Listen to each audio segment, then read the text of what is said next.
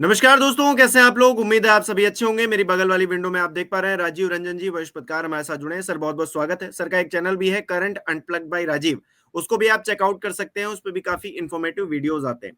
Sir देश में चल क्या रहा है, पहले तो अर्थव्यवस्था को पूरी तरीके से बट्टा बैठाने की कोशिश की गई, अब जो है पर्यावरण का भी बट्टा बैठाने की पूरी कोशिश की जा रही है। अरावली को लेकर जो खबरें निकलकर सामने आई हैं, सुप्रीम कोर्ट ने 20 नवंबर 2025 को ये कहा कि 100 मीटर या उससे ज्यादा ऊंचाई वाली भू आकृति को ही अरावली पर्वत माना जाएगा। लेकिन वहां पर जो आकृतियां हैं, जो पर्वत हैं, 93% बताया जा रहा है 100 मीटर से कम है। तो उन पर आप अब खनन करवाएंगे, उनको लेकर क्या आगे आने वाले समय में नियम कायदे कानून रहेंगे, सरकार स्पष्ट नहीं कर रही है। लोगों के बीच में आक्रोश भी देखा जा रहा है। राजस्थान में बहुत जगह पर इसको लेकर प्रदर्शन भी हुए हैं। लोग लिटरली लाठी खा रहे हैं पुलिस की इस बात को लेकर। लेकिन क्या सरकार को कोई फर्क नहीं पड़ रहा है?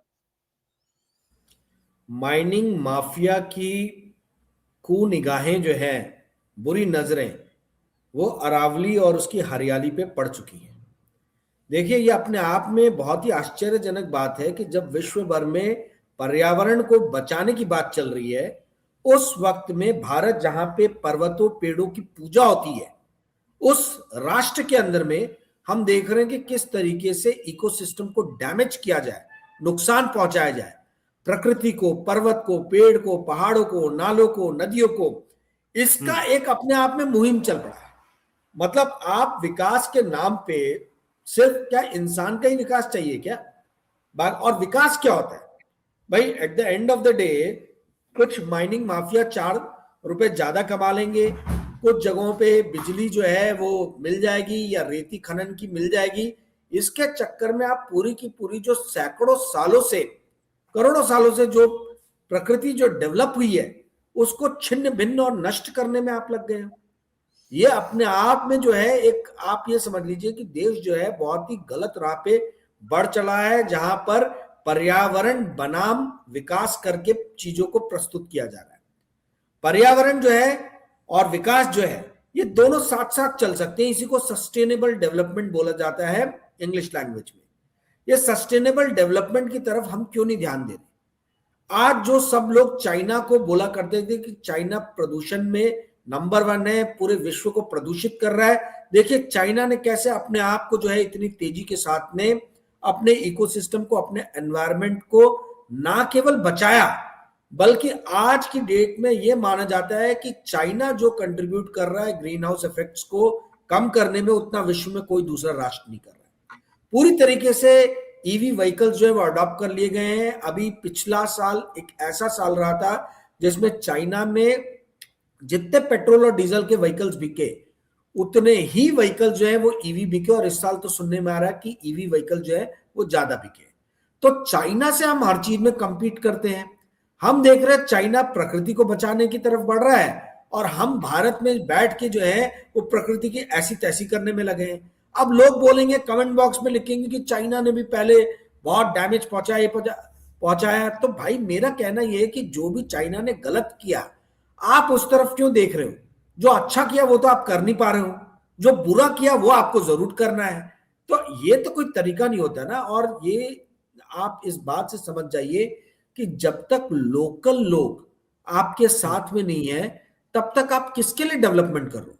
जब लोकल लोग वहां पे लाठियां खा रहे हैं, डंडे खा रहे हैं, और वो बोल रहे हैं कि हमको विकास नहीं चाहिए, तो नहीं चाहिए, फिर किसके लिए आप विकास कर रहे हो? तो ये देश कोई सिर्फ माइनिंग माफिया लोगों का नहीं है कि भाई आप उनके लिए जो है पुलिस को लगा दो बंदोबस्त पे, काम पे, और अपने ही देश के नागरिकों को लाठी डंडों से पिटवाओ।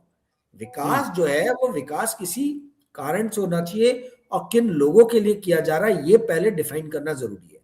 यदि जिस एरिया में आप विकास की बात कर रहे हो उस एरिया के लोग ही बोल रहे हैं कि हमें ऐसा प्रोजेक्ट नहीं चाहिए, आप ये काम ना करो, तो फिर क्यों कर रही है सरकार? ये समझ में नहीं आ रहा। और कौन सी देश की सरकार जो है वो अपने ही देश के जनता को लाठी डंडों से पिटवाती है भाई? यहां आप लाठी डंडों से पिटवा रहे हो। पर्यावरण को बचा के रखने का काम सरकार का है, जनता का नहीं है। सरकार नहीं कर पा रही है, इसलिए जनता सड़कों पे है, और जनता लाठी और डंडे खाने के लिए तैयार है।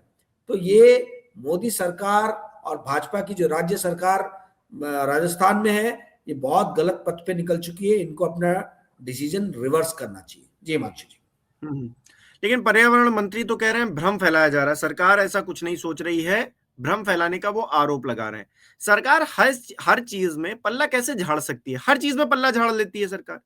मतलब मंत्री आएंगे, कहेंगे कि नहीं भ्रम फैलाया जा रहा है, देश के नाम हम तो सब कुछ कर रहे हैं, देशभक्ति और राम नाम पर ये सब कुछ करते रहेंगे, सारा गोरख धंधा चलता रहेगा देश के अंदर, लेकिन इन पर कोई आंच नहीं आएगी।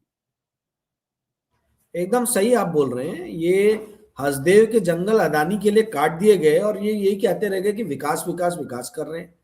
रिलायंस के पेट्रोकेमिकल इसको लगाने के लिए, एसईजेड को लगाने के लिए आप देखिए कि क्या जो है वो महाराष्ट्र में क्या चीज की जा रही है। तो कहने का अर्थ है कि कोई ना कोई बड़ा इंडस्ट्रियल ग्रुप आके खड़ा हो जा रहा है और उस इंडस्ट्रियल ग्रुप के बॉटम लाइन को, उसके प्रॉफिट को बढ़ाने के लिए सरकार जो है वो कंधे से कंधा मिला के काम कर रही है। क्यों? क्योंकि सरकार को टैक्स मिलेगा, ऐसा बोलते हैं। टैक्स मिलेगा और अंडर द टेबल जो मिलेगा वो मिलेगा, वो किसी को पता नहीं है। परंतु बोलते हैं टैक्स कलेक्शन होगा, इस टैक्स कलेक्शन से हम कल्याणकारी कार्य करेंगे। अरे भाई, किसका कल्याणकारी कार्य करोगे? किसके कल्याण के लिए करोगे? जब लोग ही बोल रहे हैं कि हमको ऐसा नहीं चाहिए कल्याणकारी कार्य, इस तरीके का विकास का मॉडल हमें नहीं चाहिए, तो जब लोकल लोग मना कर रहे हैं तो आप किसके लिए विकास का काम कर रहे हो भाई? ये तो वही बात हो गई कि राम मंदिर अयोध्या में बनाया और अयोध्या के लोगों के घर तोड़ने चालू कर दिए कि हमको ये पथ बनाना है। और पथ बनाने पे कौन आ रहे? तो करोड़पति अरबपति जो दिल्ली बॉम्बे में रहने वाले लोग हैं वो उस पथ पे चल रहे हैं। और अयोध्या के लोकल लोग जो है वो रो रहे कि भाई इस मंदिर के चक्कर में हमारे घर टूट गए। तो ये जो दिल्ली बम्बई के करोड़पति अरबपति लोग जिनको पद चाहिए, इनके भी घर तोड़ के बोलना चाहिए या हाईवे बनाएंगे, फिर देखते हैं इनका क्या रिस्पॉन्स रहता है। देश में तो यही चल रहा है ना कि भाई पैसा फेंक तमाशा देख। तो कुछ जगहों पे जो है वो बुलडोजर चलाए जा रहे हैं, बाकी लोग बोल रहे हैं देखो देखो डेवलपमेंट हो रहा है। जब वही बुलडोजर अपने घर पे चलने इनके आ जा रहे हैं तो इनको रोना छूट जा रहा है सभी लोगों को। तो कहने का अर्थ ये कि भाई अभी भी अगर आप लोगों की आंखें नहीं खुली तो कब खुलेगी?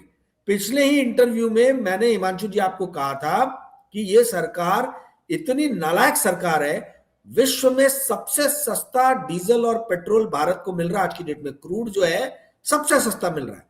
पर यहाँ की जो जनता है, जो मैं और आप हैं, हम लोग को दुनिया में सबसे महंगे क्रूड में से मतलब डीजल पेट्रोल में से अगर माना जाए तो भारत एक राष्ट्र है। सारा ये टैक्स का पैसा क्यों महंगा है?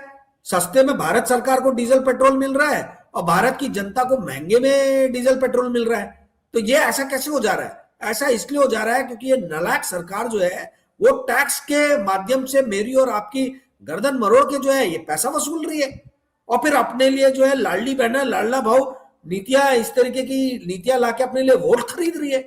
वोट खरीदने का काम चालू होता है। ये तो सरेआम डेमोक्रेसी में आप लोगों के सामने डेमोक्रेसी का चीरहरण हो रहा है। लोगों को लालच देके जो है वोट खींचे जा रहे हैं और देश की जनता चुपचाप है, कोई कुछ नहीं बोल रहा है कि क्योंकि किसी के घर में आग नहीं लगी है। जब जिस दिन जिसके घर में बुलडोजर चलेगा वो चिल्लाएगा, पर वो अकेला आदमी रहेगा। तो जब तक जनता इस तरीके के सवाल नहीं पूछेगी कि भाई आप विकास किसके लिए कर रहे हो, अरावली की पहाड़ियों को किसके लिए काट रहे हो, किसके विकास की बात कर रहे हो, कौन सा विकास आप करने वाले हो, किसके लिए आप डीजल और पेट्रोल विश्व में सबसे सस्ता खरीदने के बाद भी हम लोगों को सबसे महंगा बेच रहे हो? क्यों भारत सरकार जो है डीजल पेट्रोल सबसे महंगा अपने रहवासियों, अपने इस देश में रहने वाले लोगों को जो है वो प्रोवाइड कर रही है? क्यों नहीं हमको सस्ता डीजल और पेट्रोल मिल रहा है यदि भारत सरकार को मिल रहा है तो? क्यों अरावली की पहाड़ियां काटी जा रही हैं जब एयर क्वालिटी जो है वो विश्व में आप समझ लीजिए कि हमारा सबसे खराब होता चला जा रहा है? तो ये जो पेड़ पहाड़ नदियां नाले हैं ये तो एनवायरनमेंट को शुद्ध करते, पर्यावरण को शुद्ध करते। पर्यावरण के शुद्धिकरण में जो चीजें लग रही है आप उसी को तहस नहस करने में लगे हो और सारी बातें आप बोल रहे हो कि विकास के नाम पे हो रहा है और सरे सरे आप झूठ बोल दे रहे हो टीवी पे कि नहीं नहीं हम तो ऐसा कुछ सोच ही नहीं रहे। अरे सोच ही नहीं रहे तो वहां खनन कैसे हो रहा है? आपकी नाक के नीचे किस तरीके से खनन हो रहा है?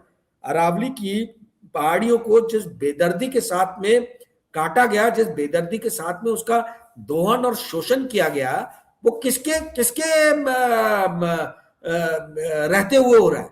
आग के नीचे सारी चीजें आपके हो जा रही हैं और आप आके सरेआम झूठ बोल रहे हो कि नहीं कुछ हो ही नहीं रहा है। तो देखिए, इस देश की जनता सही मुद्दे जब तक नहीं उठाएगी तब तक जो है कुछ होने नहीं वाला। वर्ल्ड आर्टिफिशियल इंटेलिजेंस पे बात कर रही है और भारत में बेवकूफ जनता जो है वो धुरंधर के ऊपर में चर्चा कर रही है। अरे भाई, आपको सही मुद्दे समझना जरूरी है। देश के विकास के लिए क्या चाहिए, क्या चीजें चाहिए, ये जब तक जनता नहीं संगठित होकर पूछेगी तब तक इसी तरीके से होता रहेगा हिमांशु जी। अच्छा, इसमें गोदी मीडिया की भी बड़ी जिम्मेदारी है। उनको चाहिए कि वो आके आगे कम से कम एनवायरमेंट का मुद्दा उनसे भी जुड़ा है, उनके परिवार से भी जुड़ा है। दिल्ली में अगर प्रदूषण है, लोग एक वक्त में कई सारी सिगरेट स्मोक कर रहे हैं सांस लेने के सहारे, तो फिर ये जिम्मेदारी तो मीडिया की भी बनती है ना। लेकिन कुछ जो गोदी मीडिया है वो थोड़े बहुत जागते हुए नजर आते हैं, लेकिन वही है ना कि हर कोई काम करे उस पर, हर कोई बोले तब कोई कुछ असर हो। यहां पर तो सब जो है फायदे गिनवाने में लग जाते हैं। केजरीवाल सरकार थी तब जो है दिल्ली में बहुत प्रदूषण था, अब लग रहा है वहां पर प्रदूषण खत्म हो गया है। अरावली को लेकर अगर कोई फैसला आया है तो इसके खिलाफ बोलने की किसी की हिम्मत नहीं हो रही। भारतीय जनता पार्टी सफाई दे रही है, जैसे वो चुनाव आयोग के साथ में खड़ी हो गई थी वैसे अब इस मामले में भी खड़ी हो गई है। तो भारतीय जनता पार्टी वही करेगी जो उसको करना है, और गोदी मीडिया वही बोलेगा जो भारतीय जनता पार्टी को बुलवाना है। यही है सच्चाई सर। बिल्कुल सही बोल रहे हो, और इससे ये स्पष्ट होता है कि किस तरीके से इस सरकार का चारित्रिक ह्रास हो गया है, किस तरीके से नैतिक मूल्यों का अवमूल्यन हो गया है, किस तरीके से मानसिक पतन हो गया है जो सरकार में बैठे हुए हमारे धुआंधार ब्यूरोक्रेट्स और नेता हैं। आप मीडिया की बात कर रहे हो, मीडिया तो ये हो गया कि चवन्नी अठन्नी फेंको और इनसे जो बोलना हो वो बुलवा लो, वो काम चल रहा है। यही कारण तो है कि लोग अब मीडिया जो है टीवी चैनल देखना और न्यूज़पेपर पढ़ना बंद करके यूट्यूब पे आके जो है वो यूट्यूब चैनल्स को देख रहे हैं, क्योंकि मीडिया में दिन रात जो है वो झूठ और सिर्फ झूठ परोसा जा रहा है। तो झूठ के सहारे आप कब तक लोगों को मूर्ख बनाते रहोगे? एक ना एक दिन तो आएगा जब जनता को समझ में आएगा कि भाई ये तो झूठ के माध्यम से जो है हमारा ब्रेन वॉश करने का प्रयास चल रहा है। ये ब्रेन वॉश करने का काम जो है इतने सालों से चलाया जा रहा है। आंखों के सामने दिख रहा है कि महंगाई बहुत बढ़ी है, पर सरकार बोलती है महंगाई नहीं बढ़ी है। आंखों के सामने दिख रहा है कि रुपया 90 के पार चला गया है, रुपये की हालत खराब है। विश्व के सबसे बड़े राष्ट्रों में भारत का रुपया सबसे बदतर परफॉर्म कर रहा है, सबसे खराब परफॉर्मेंस दे रहा है। तो भी भारत सरकार बोलती है कि नहीं नहीं, देश में आर्थिक स्थिति बहुत अच्छी है, विकास बहुत तेजी से हो रहा है। देश में बेरोजगारी चरम पे है, पर ये बोल रहे कि नहीं नहीं, यहाँ पे तो बेरोजगारी का कोई प्रॉब्लम ही नहीं है, सारी चीजें जो है वो ठीक सुचारू रूप से चल रही है। देश में दिख रहा है कि नदी नाले पर्वत पहाड़ काटे जा रहे हैं, पर एनवायरमेंट मिनिस्टर आके बोलता है कि नहीं नहीं, हमारी कोई ऐसी मंशा नहीं है, सभी चीजें ठीक चल रही है। तो भाई मीडिया जो है, जो पहले आज से 10-11 साल पहले क्रिटिकल एनालिसिस करता था, आज वो क्रिटिकल एनालिसिस ना करते हुए जो भाजपा सरकार के नेता जो वक्तव्य देते हैं, जो स्टेटमेंट देते हैं, उसको वैसा का वैसे ही ब्रॉडकास्ट कर देता है, वैसा का वैसे ही टेलीकास्ट कर देता है। तो ये तो मीडिया का काम नहीं है ना, ये तो फिर आप स्टेनोग्राफर का काम कर रहे हो कि भाई जो उन्होंने बोला वैसे का वैसा लिख दिया, जो आपने बोला वो भाड़ टाइप की लाउड स्पीकर लगा दिया, जो सामने वाले ने बोला वो आपने अपनी स्क्रीन पे दिखा दिया। भाई डाइसेक्शन कहाँ होगा, एनालिसिस कहाँ होगा, इन डेप्थ एनालिसिस कहाँ होगा? आपको चीजें अगर एनवायरमेंट मिनिस्टर ऐसा बोल रहे हैं तो 10 अलग अलग मीडिया ने 10 रिपोर्ट ऐसी दिखा देनी चाहिए थी जहां पे स्पष्ट रूप से उजागर होता कि किस तरीके से जो है अरावली में या आसपास में प्रकृति का दोहन और शोषण हो रहा है। क्यों नहीं ऐसा हो रहा है? कहने का अर्थ है हिमांशु जी, आप जो मीडिया की बात बोल रहे हो, प्रॉब्लम वही है कि इस देश के अंदर में मीडिया जो है, मीडिया का पूरी तरीके से पतन हो गया है। मीडिया सरकारी एजेंडे का एक भाग बन गई है, पार्ट बन गई है, और सरकारी भोपू बन गई है। सरकार जो बोलती है ये उस चीज को डबल एम्पलीफायर लगा के आप ये समझ लीजिए कि उस चीज को ट्रांसमिट करती है, एम्पलीफाई कर देती है साउंड को कई गुना। तो यही काम मीडिया कर रहा है। अगर आपने सही बोला कि प्रकृति का दोहन होगा, ह्रास होगा, पेड़ों को काटा जाएगा, तो मिट्टी का कटाव होगा, तो उससे दिल्ली में रहने वाले मीडिया कर्मियों पे भी असर पड़ेगा, उनके बच्चों पे भी असर पड़ेगा। पर इस देश का आप ये समझ लीजिए कि दुर्भाग्य है कि मीडिया के बड़े बड़े लोग जो है वो माइनिंग माफिया की गोद में बैठना ज्यादा पसंद करते हैं, बशर्ते जनता से पैरोकार सरोकार रखने वाले मुद्दे उठाएं। जी हिमांशु जी। नहीं, ये तो होगा ही ना, जब भारतीय जनता पार्टी के जो पहाड़ों से आने वाले नेता हैं, सांसद हैं, वो संसद में खड़े होकर कहेंगे कि राम नाम का जप करिए, सब कुछ ठीक हो जाएगा। तो फिर अरावली पे कुछ भी अगर असर पड़ रहा है तो राम नाम लीजिए, राम नाम जपिए और सब कुछ सही हो जाएगा। भारतीय जनता पार्टी को एक माला ले लेनी चाहिए सभी सांसदों को और अरावली के पास जाकर जपना चाहिए और जो खनन जो करना चाहते हैं या फिर इतना पॉल्यूशन दिल्ली में है, संसद में खड़े होकर राम नाम का जाप करना चाहिए। यहाँ पर कुछ लोग कहेंगे कि हम मजाक उड़ा रहे हैं, राम नाम का को लेकर जो है तंज कस रहे हैं। बिल्कुल नहीं। राम से जितनी लगाव, जितनी उनको लेकर श्रद्धा भारतीय जनता पार्टी की होगी, उससे कहीं ज्यादा हम लोगों की है। लेकिन राम नाम को हम बेच नहीं रहे हैं, उसके नाम पर राजनीति नहीं कर रहे हैं, जो असल मुद्दे हैं उन पर बात कर रहे हैं और इसके लिए आपका सपोर्ट बहुत ज्यादा जरूरी है। बहुत बहुत शुक्रिया सर हमारे साथ जुड़ने के लिए और हमारे जितने दर्शक जुड़े। इस वीडियो को लाइक करना शेयर करना मत भूलिएगा। हमारे चैनल को सब्सक्राइब नहीं किया तो वो भी जरूर कीजिएगा।